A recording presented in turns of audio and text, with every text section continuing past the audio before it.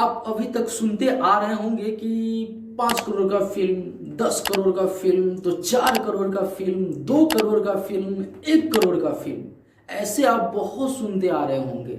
लेकिन पता है आज जो रियलिटी है ना, वो आज मैं आप लोगों को बताने जा रहा हूँ। सर खेसारी लाल यादव जी का ये फिल्म जिसका नाम है रंग दे बसंती।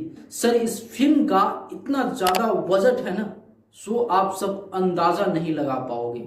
सर भोजपुरी में अभी तक का मैं बात कर रहा हूँ, आगे क्या होगा पता नहीं, लेकिन अभी तक का मैं बात कर रहा हूँ, भोजपुरी में इतने बजट का फिल्म कोई नहीं बना पाया है। सर अच्छा का बारे में मैं बात नहीं करूंगा क्योंकि देखने के बाद ही कोई अच्छा कह सकता है। बाकी ट्रेलर और टीजर देखने से यही लग रहा है कि भाई फिल्म में नो डाउट जान तो है, और फिल्म में लोगों को कैसे बांधना है ना, उस प्रकार से ट्रेलर काटा गया है, ट्रेलर परोसा गया है आप लोगों के बीच में। और भैया इस फिल्म का नाम है रंग दे बसंती, और इस फिल्म में स्टार कास्ट में है खेसारी लाल यादव जी। और सबसे बड़ी बात तो ये है, खेसारी लाल यादव जी के बेटे यानी कि ऋषभ भी इस फिल्म में है।